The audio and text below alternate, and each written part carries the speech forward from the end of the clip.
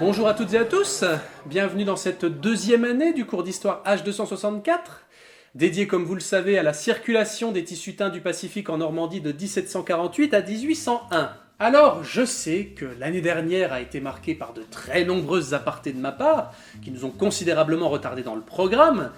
De là y voir un quelconque lien avec le taux record d'échecs au partiel de juin dernier. Il n'y a qu'un pas, comme me l'a si gentiment souligné le doyen ce matin même, alors que je lui demandais ce qu'il était advenu de ma place de parking.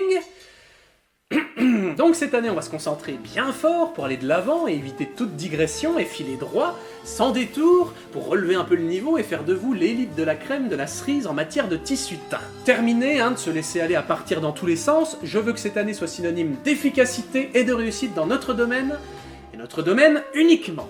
Voilà. Bon alors si vous avez des questions avant qu'on commence, c'est maintenant ou jamais. Oui Manchard ? Sympa votre nouveau look avec la petite moustache. Je trouve que ça vous donne un petit côté mousquetaire. Alors, les mousquetaires.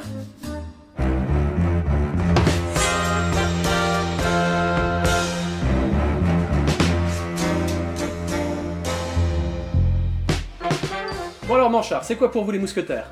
Mais c'est sérieux là, monsieur? Oui, allez, on perd pas de temps, donnez-moi votre définition, vite. Alors, c'est des mecs qui font des duels bien stylés d'escrime en se balançant des petites vacheries entre deux échanges de coups. Un peu comme Zorro en fait, sauf qu'au lieu d'être des hors-la-loi, c'était des sortes de gardes du corps du roi, quoi. Vous savez quel roi ? Alors, je pense pas me tromper en disant que c'était entre Louis X et Louis XX. Bon et vous, Boulier, les mousquetaires ? Oh, m'en parlez pas. J'ai bossé tout l'été à Intermarché. Levé à 4h du mat pendant 2 mois à soulever les cartons à l'arrière du magasin. En plus, ça m'a pété le dos. C'est fâcheux, mais c'est pas le sujet.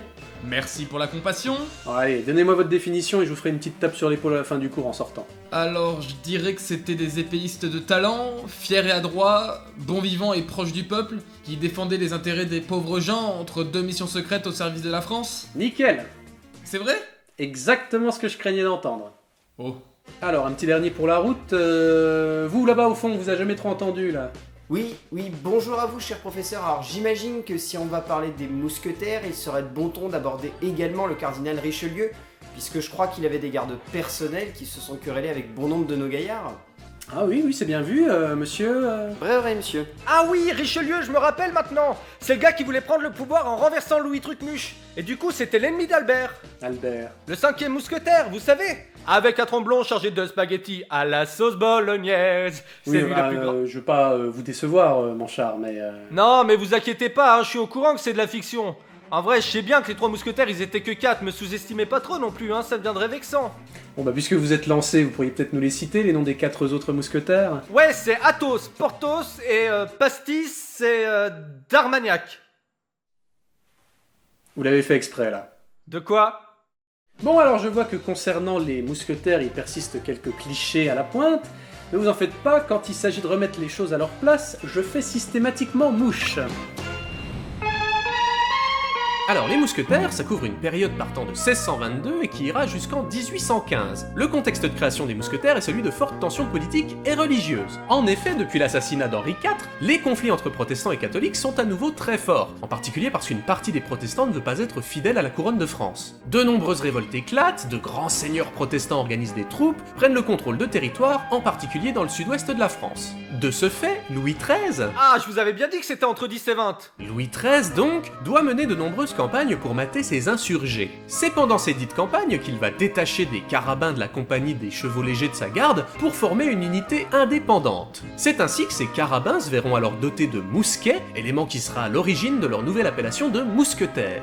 Dans un premier temps, ils dépendront du commandement des chevaux légers. Mais monsieur, c'est quoi exactement ces chevaux légers dont vous parlez là? Eh ben, un chevau léger, c'est une cavalerie légère avec un armement moins lourd. Et j'imagine aussi que c'est parce qu'ils se sont délestés d'un X qu'ils sont si légers. Alors c'est très spirituel, mais effectivement c'est l'orthographe standard, il n'y a pas de X à chevaux dans le mot d'origine. Et comment ça se fait? Donc Louis XIII est particulièrement fier du succès des mousquetaires au cours de leur première bataille et décide en 1629 de les affranchir du commandement des chevaux légers pour finalement se faire lui-même capitaine de cette unité en 1633. Dès lors, les mousquetaires dépendront de ce qu'on appelle la maison du roi, ce dernier étant le sélectionneur de la plupart des membres dignes de rejoindre le corps. Lorsque Louis XIII meurt en 1643, les mousquetaires sont dépourvus d'une partie de leurs attributions. Le cardinal Mazarin, qui se méfie en particulier de leur capitaine-lieutenant le comte de Tréville, qu'il trouve trop influent dans le game, dissout la compagnie en 1646. Alors c'est pas la fin, puisqu'elle sera rétablie en 1657 par Louis XIV, qui était pas contre l'idée de pouvoir compter sur sa propre troupe d'élite. C'est là que le jeune roi va donner aux mousquetaires une nouvelle organisation, en créant 2 compagnies en 1663 et 1664, les mousquetaires noirs et les mousquetaires gris, non pas en rapport avec la teinte de leurs uniformes, mais avec celle de la robe de leurs chevaux. Des réformes vont se poursuivre pour rationaliser le corps et lui donner plus d'encadrement. En 1667, le célèbre D'Artagnan sera nommé capitaine-lieutenant de la première compagnie. C'est l'apogée des mousquetaires qui participent avec éclat aux batailles aux côtés du roi et représentent son pouvoir en arborant fièrement son apparat lors des cérémonies. Étant très attaché à la figure du roi Soleil, lorsque celui-ci meurt en 1715, le corps des mousquetaires va alors subir de profonds changements. Le corps des mousquetaires va subir de profonds changements? Oui. Non, rien, hein. Bref, le corps est changé, les mousquetaires sont davantage des troupes de réserve, moins utilisées sur le champ de bataille et souvent avec une moindre efficacité, ils n'ont plus autant de prestige qu'avant et se retrouvent confrontés à l'inactivité. Le recrutement se fait de plus en plus rigide à cause de l'introduction de la vénalité des charges, c'est-à-dire qu'obtenir sa place d'officier ne se fait plus par sa valeur ou son parcours, mais simplement en l'achetant. De ce fait, la qualité et le nombre des mousquetaires diminuent fortement. Et comme le maintien du corps commence à coûter un bras à l'État, le comte de Saint-Germain, alors ministre de la guerre de Louis XVI, décide en 1775 qu'une nouvelle dissolution permettra de faire des économies. Et là, ça devient un peu le bordel. En effet, pendant la première restauration, après l'épisode de la Révolution et du Premier Empire instauré par un certain Napoléon, un roi revient sur le trône de France en la personne de Louis XVIII, et ce dernier établit le 15 juin 1814 2 compagnies de mousquetaires. Une décision avant tout symbolique, le corps étant lié au prestige de l'ancien régime. Alors il faisait que passer, puisque lors du retour de Napoléon, ils seront licenciés de rechef le 27 mars 1815. Et comme Napoléon s'est fait rembarrer à peine 100 jours plus tard, et définitivement cette fois, ils seront à nouveau réunis par Louis XVIII, mais cette fois simplement pour leur dire qu'ils sont renvoyés. Le 1er septembre 1815, la maison du roi est définitivement supprimée, et nos mousquetaires sont enfin à la retraite pour de bon. Voilà pour le contexte. Alors avant de revenir sur vos propos, va quand même être nécessaire que je fasse un petit point sur le gars qui est responsable de la quasi-totalité des clichés qu'on connaît. L'histoire selon Alexandre Dumas. Alors la particularité avec les mousquetaires, par rapport à d'autres sujets historiques, c'est qu'ils nous sont connus quasi uniquement via une œuvre littéraire de fiction que vous connaissez tous au moins de nom, Les Trois Mousquetaires. Ce roman retrace les péripéties du jeune D'Artagnan qui débarque à Paris pour devenir mousquetaire. Il rencontre suite à un certain concours de circonstances Athos, Porthos et Aramis, n'est-ce pas Manchard, avec qui il se lie d'amitié, ces derniers appréciant son courage. Ils devront ensuite mettre à mal un complot du cardinal de Richelieu qui, avec l'aide de son agent tout-terrain Milady de Winter, tentera de casser le couple royal sous prétexte d'une histoire de ferret que la reine aurait offert à son amant le duc de Buckingham. La mission consistera pour nos 3 mousquetaires à récupérer les pierres précieuses pour les ramener à la reine à temps pour le bal, de sorte que son époux constate qu'elle les avait parfilés à l'eau de Buckingham et ainsi éviter un incident diplomatique sévère. Le cinéma et les Trois Mousquetaires, c'est une très longue histoire d'amour, puisque depuis son invention, il en sort en moyenne quasiment une adaptation tous les 5 ans. Toutes ces versions sont différentes et abordent le sujet avec plus ou moins de liberté, modifiant de ci de là quelques détails. Et sans parler des parodies nanardesques avec les Charlots ou même de la version western, on constatera que c'est très souvent un prétexte pour mettre en scène des séquences d'action avec les moyens techniques du moment. Ainsi, la version de 2001 se vantait par exemple de proposer un mélange improbable d'escrime et de kung-fu, orchestré par le célèbre chorégraphe Xing Xiang. C'était d'ailleurs l'unique argument que mettait en avant la bande-annonce de l'époque. This fall, Alexander Dumas' classic is completely reimagined with fight choreography by Hong Kong legend Yen Zhang. Plus récemment, on pense évidemment à la version de 2011 qui se targue de proposer des séquences en 3D relief irréalistes et dégoulinantes d'effets numériques outranciers, en plus de se la jouer Super Mario Bros avec sa flotte volante. Mamma mia. Et je vous ai même dégoté une version avec Jean Dujardin qui en fait des caisses. Bon, évidemment, je déconne, hein, c'est pas Dujardin, bien que la ressemblance soit troublante. Non, il s'agit de Gene Kelly, le mec que vous avez tous entendu au moins une fois chanter sous la pluie. Et qui met ici ses compétences de danseur d'exception au service de séquences de duels cocasses et franchement pas piqué des hannetons.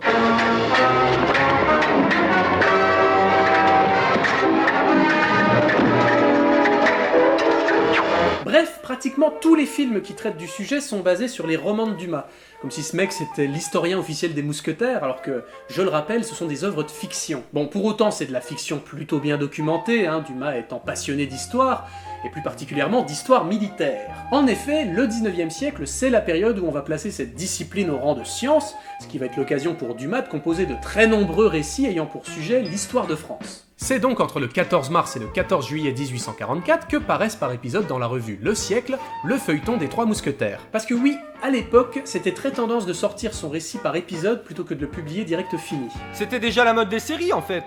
Et même celle des trilogies, puisque le mec en fera 3 bouquins. Quel visionnaire le Dudu. En effet, ce sont 3 œuvres qui composeront la saga avec les Trois Mousquetaires 20 ans après et le Vicomte de Bragelonne, ces 2 derniers étant tout de même beaucoup moins connus et donc moins adaptés. Pour construire son récit, Dumas, très fortement aidé de son acolyte de Londres Auguste Mackay, va entreprendre des recherches historiques et s'inspirera principalement de 2 éléments. D'abord, les Mémoires de D'Artagnan, une biographie de Gatien Courtils de Sandras, publiée vers 1700-1701, ainsi que d'une anecdote évoquée dans les Mémoires de Louis-Henri de Loménie, comte de Brienne, qui raconte un épisode sur les Ferrets que la reine aurait donc donné au fameux duc de Buckingham. Des histoires de coucherie, quoi. Et là déjà, il y a un beau mélange d'histoire et de fiction, parce que les Mémoires de D'Artagnan, elles sont apocryphes, c'est-à-dire que leur authenticité n'est pas du tout avérée. En effet, si D'Artagnan a bel et bien existé, celui-ci n'a jamais écrit ses mémoires. De même que les noms d'Athos, Porthos et Aramis proviennent certes de mousquetaires ayant eux aussi bien existé, mais qui n'étaient pas spécifiquement des proches de D'Artagnan. En revanche, la liaison entre Anne d'Autriche et le duc de Buckingham est attestée par plusieurs chroniqueurs de l'époque, dont La Rochefoucauld, et Richelieu a bien eu un agent féminin à son service, mais sous le nom de Lucy Hay, comtesse de Carlisle. En fait, Dumas et Mackay vont constamment triturer l'histoire avec une grande hache pour servir leur récit. La chronologie est modifiée, les faits trafiqués et des personnages inventés. Alors on va pas non plus se lancer dans une analyse complète, mais pour vous donner un exemple tout simple, quand le récit commence, on est en 1625. Et à cette date, le véritable D'Artagnan avait probablement moins de 14 ans, étant né entre 1611 et 1615. Oh, D'Artagnan! Bref, tout ça pour dire que le récit de Dumas va avoir un succès colossal et que de très nombreuses réécritures vont être publiées. Ce succès tombe pile à un moment où les Français sont en demande d'images de héros glorieux pour pallier à la réalité d'une France qui est plus vraiment le grand empire prestigieux du temps où Napoléon faisait de grandes conquêtes. Comme la diffusion des œuvres a été large, c'est la vision un peu cavalière de Dumas qui a traversé l'épreuve du temps et qui est devenue la représentation commune des mousquetaires à travers le monde.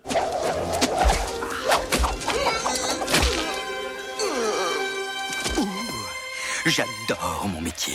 Des épéistes duellistes. Les mousquetaires, c'est toujours le prétexte d'épiques combats à l'épée, entrecoupés de vigoureuses vannes virulentes entre 2 frictions de lame. L'escrime est en effet peu à peu devenu un art au cours de la période moderne et représente bien le type de combat qui met en avant les valeurs aristocratiques de haute tenue, de distance, de classe, quoi. Pourtant, cette pratique ne correspond pas particulièrement à la technique de combat de leur unité. Faut pas oublier que comme leur nom l'indique, ils utilisent aussi leurs armes à feu. C'est même la première phase lors des attaques à la guerre. Ensuite, les duels, manière radicale de régler des querelles d'honneur et diverses rivalités, c'était certes très fréquent à l'époque moderne, mais il faut savoir que ces affrontements représentent un défi au pouvoir royal, puisque les hommes passent outre la justice du roi, raison pour laquelle ils seront interdits et théoriquement punis de mort. Et en effet, plus que le duel en lui-même, c'est sa publicité qui est condamnée. En gros, si tout le monde raconte à droite à gauche que t'as buté ton voisin dans un duel à l'épée sans en parler au roi, cucu. La répression s'accentuera d'ailleurs à partir de Louis XIII. La discipline sera renforcée pour tenter de limiter les débordements. Donc oui, ça leur arrivait parfois de faire des duels,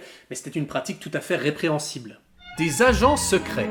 Espionnage, mission discrète dans tout le royaume au service de la couronne, sauf que le principe des mousquetaires, c'est pas d'être des James Bond à moustache. Ce sont avant tout des soldats, leur unité a été créée dans un contexte de guerre, leur vocation de base est donc le combat militaire. Et bien qu'ils soient plus tard assignés à la protection du roi, ça les empêche en aucune façon d'être envoyés sur le champ de bataille. Ils ont pas pour unique fonction d'être des gardes du corps, chose que beaucoup d'adaptations cinématographiques semblent avoir oublié. Il est très rare de voir au cinéma des mousquetaires sur le champ de bataille, et quand bien même ça arrive, on nous fait passer ça pour une décision exceptionnelle, à l'image de ce passage dans L'homme au masque de fer, où le fils d'Athos est complètement sur le cul d'aller au front, comme s'il n'était pas conscient de ce qu'il attendait le jour où il a décidé de signer à la maison du roi. J'ai été rappelé par mon régiment. Je ne comprends rien, c'est insensé. Non. Concernant leur rôle dans l'armée, les mousquetaires sont une troupe d'élite, réputée pour leur engagement au combat et leur témérité. Ils sont particulièrement utilisés dans le cadre de la poliure cétique. À vos souhaits. L'art de la guerre de siège particulièrement développé au XVIIe siècle. La guerre de siège.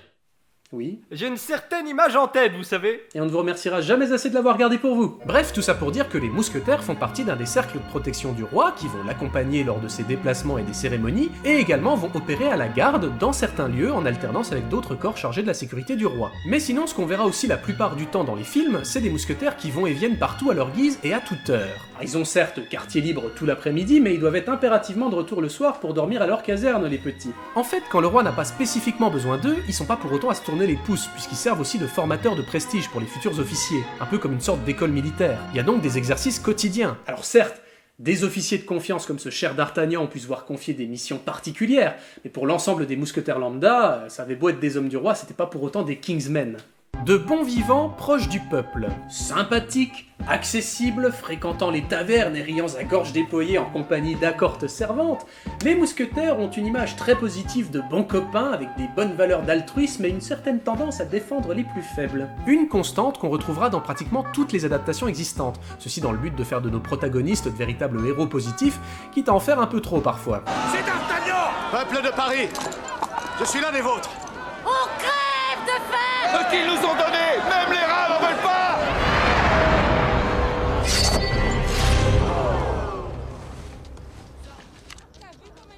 Vous avez raison. Elle est pourrie. Je vais en parler au roi. Vous avez ma parole.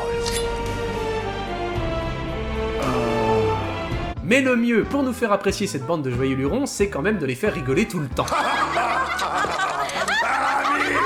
Et alors, tout le temps.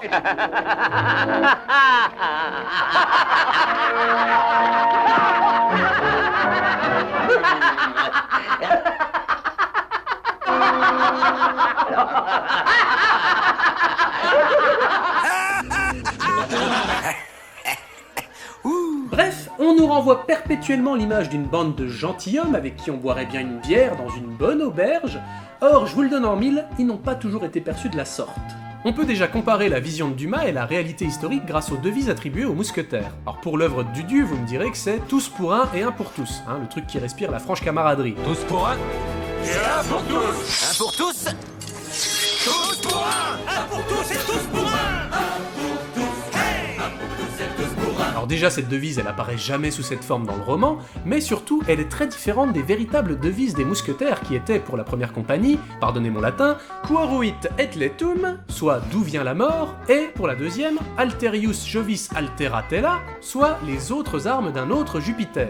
Donc un esprit tout de suite beaucoup plus guerrier. D'abord, rappelons que les mousquetaires, en tant que troupe d'élite, sont pas ouverts à n'importe quel pécor, c'est avant tout un corps dédié à la noblesse. Alors bien sûr, il existe de fortes disparités dans la noblesse, ça ne veut pas dire nécessairement qu'ils étaient riches, mais ça reste un statut social supérieur, et c'est bien là qu'on recrute nos compères. Aspect qui dans les œuvres de fiction n'est pas souvent très présent, et parfois carrément modifié. Par exemple, la plupart des films présentent le père de D'Artagnan comme un ancien mousquetaire à la retraite, ce qui ne correspond ni au personnage d'origine, ni aux dates réelles, et encore moins à ce qui est écrit dans le roman. Comme s'il était vital pour les scénaristes que la vocation de D'Artagnan soit liée à la carrière de son père. Alors que le véritable D'Artagnan était le fils de Bertrand de Batz, famille d'origine marchande, qui s'est unie par le mariage à Françoise de Montesquieu d'Artagnan, une dame de haut lignage dont la famille est introduite à la cour. Ce qui signifie au passage que D'Artagnan est le nom de famille de sa mère. Et alors?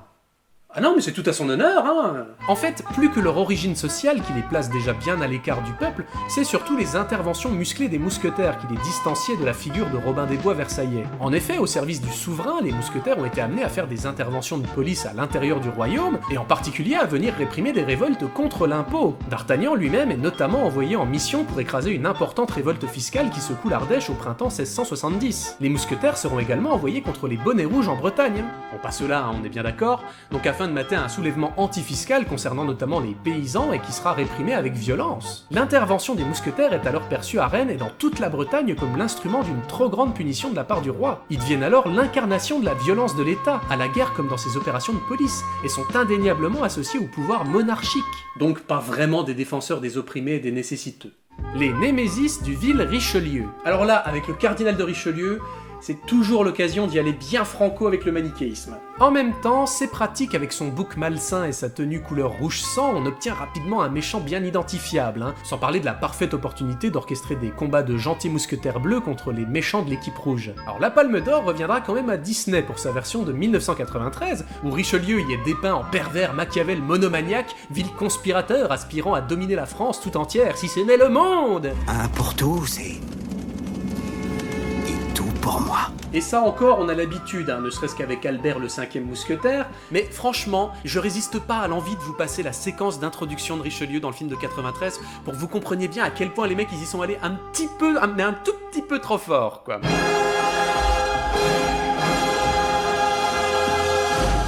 Donc le mec déboule littéralement sur une barque voguant sur le Styx et s'en va nonchalamment profiter des cris plaintifs de ses victimes en se délectant de leurs larmes dans le cachot des 1000 plaisirs de Christian Grey. Je vous en prie, sauvez-moi, votre éminence.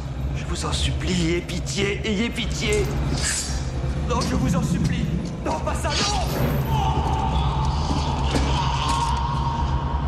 Ça fait toujours une bouche de moins à nourrir. Alors au passage, j'en profite pour souligner que personne n'est épargné dans cette version caricaturale au possible, puisque D'Artagnan est ici l'archétype du jeune beau gosse dont le caractère est aussi lisse que sa peau de bambin. Mes compliments à ta sœur. Sans parler des 3 autres mousquetaires, interprétés par Charlie Sheen, Carlos Estevez. en religieux puritain, Jack Bauer en cosplay d'Obi-Wan Kenobi, et Porthos qui, truc mais alors qui sort de nulle part, est un putain de pirate. Porthos le pirate.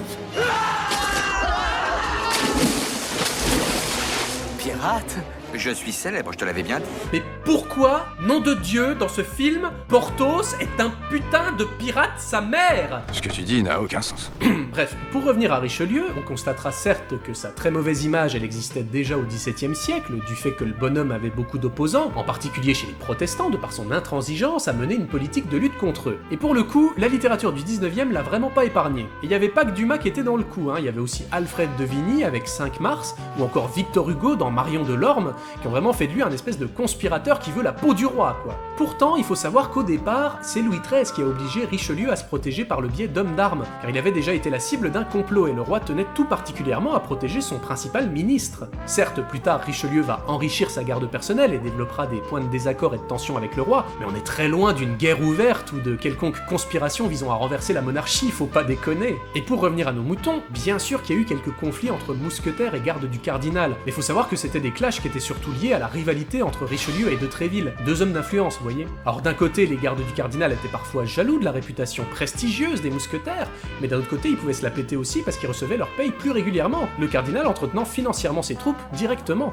Dans les deux cas, on a surtout des jeunes nobles qui se querellent par fierté, et non pas pour des plans machiavéliques destinés à renverser le trône de France. D'ailleurs, les mousquetaires auront des échauffourées avec d'autres unités, comme par exemple les gardes françaises, autre unité de l'armée du roi, et ce bien plus souvent qu'avec les gardes du cardinal. Se bagarrer avec les gardes du cardinal, c'est vraiment pas bien. Et puis je vous l'ai dit tout à l'heure, mais les mousquetaires étant des soldats employés à la guerre, leurs véritables ennemis c'est davantage des troupes anglaises ou d'autres nations en conflit avec la France que des collègues au service de ce vieil homme d'église un peu flippant. Je suis pourtant quelqu'un de gentil, quelqu'un de tendre.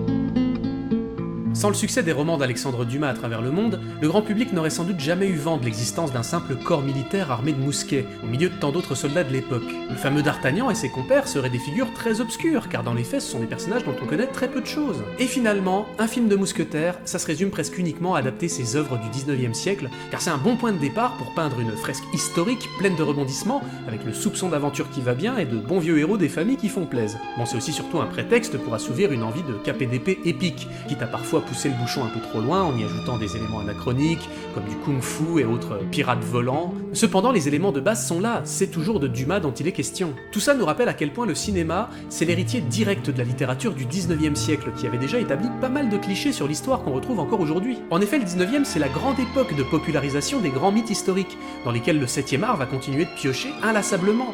Quelque part, Dumas, si l'on peut dire, c'est déjà un représentant de ce que l'on appelle de nos jours l'histotainment, un néologisme qui définit ce moment dans une œuvre où le divertissement prend le pas sur l'information historique, ce qui n'est pas forcément un mal en soi, après tout c'est ce qu'on est en train de faire en ce moment même, et ça me paraît une bonne chose de rendre accessible un sujet en y mettant les formes. Cependant, il me paraît important de ne pas renier le fond, bien qu'il soit très difficile, voire quasiment impossible d'éviter toute erreur. Mais en fait, la véritable question, c'est est-ce qu'on peut en vouloir à Paul W. Anderson d'avoir foutu des dirigeables dans son délire steampunk? L'aspect absurde est-il suffisamment évident pour que personne ne vienne à penser que les mousquetaires du roi de France étaient véritablement des pilotes d'aéronefs? Et qu'est-ce qui différencie tout ça de l'anachronisme plus discret qui veut qu'on représente Louis XIII dans sa jolie galerie des glaces de Versailles, alors que cette dernière n'existait pas encore au moment des faits? Je terminerai par une citation bien connue d'Alexandre Dumas qui, je pense, résume bien tout le concept de l'histotainment.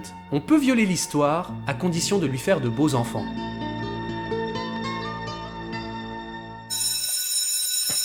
Et voilà, encore un cours de foutu en l'air pour diverger sur des anecdotes à la con. Mais c'est le premier, ça compte pas. Ouais, mais j'avais dit qu'il fallait filer droit, là, du coup, l'année commence pas bien. Allez, je sais ce qui peut vous remonter le moral. Avec un tromblon chargé de spaghettis à la sauce bolognaise. C'est lui le meilleur, mais le plus petit de tous les mousquetaires. Il se nomme Albert. Albert le 5e mousquetaire. Pour sauver le roi d'un complot terrifiant, il combat Milady. Au trot de sa mule, filant comme le vent, il parcourt le pays. Il se nomme Albert, Albert, Albert le cinquième mousquetaire. Malin, rieur, c'est un vrai farceur, Albert le cinquième mousquetaire. S'il n'a pas été reconnu par l'histoire, c'est qu'à l'heure des honneurs, il préfère aller respirer l'air du soir et le parfum des fleurs. Hurrah pour Albert, Albert, Albert le cinquième mousquetaire. Rusé, blagueur, il sera vainqueur, Albert le cinquième mousquetaire. Bon, de là à y voir un quelconque lien avec les records... Donc, c'est quoi pour vous, les mousquetaires, Boulier, qui est en fait Manchard? Alors, Manchard, dites-moi c'est quoi pour vous les Templiers? Putain. Alors, la quasi-particularité... Le cinéma et les trois mousquetaires, ça fait pratiquement partie du paysage audiovisuel français, puisque depuis son invention, on en dénombre pas moins environ une adaptation tous les 5 ans. Oui, bon, allez, ok, c'est pas ça, mais et je vous ai même dégoté une version avec Jean Dujardin. Jean Dujardin. Bref, pratiquement tous les films qui traitent du sujet sont basés sur les romans. Bref, pratiquement tous les livres. Mais non, les livres. Alors, fiction, hein. Quand bien même. Pour autant, c'est de la fiction plutôt bien documentée, hein, Dumas étant passionné d'histoire, et plus pas... Elle était très bien, allez la suite. En effet, le 19e siècle, c'est vraiment la période où on va faire des pancakes. Les mousquetaires, c'est toujours le prétexte d'épiques combats à l'épée et de vannes viruleuses, sympathiques, accessibles, Les mousquetaires ont une image très positive de bons copains avec des valeurs d'altruisme et une certaine... Oh, Bref, tout ça pour dire que le récit de Durandal...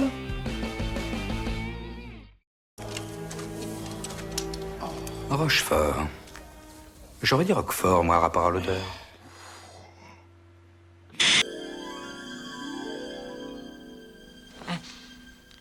Maman?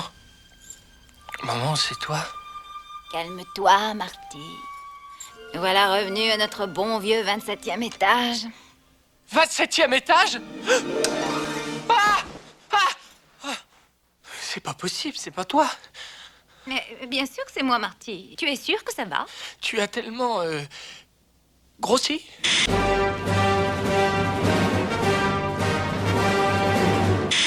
En attendant, si on parlait de paix.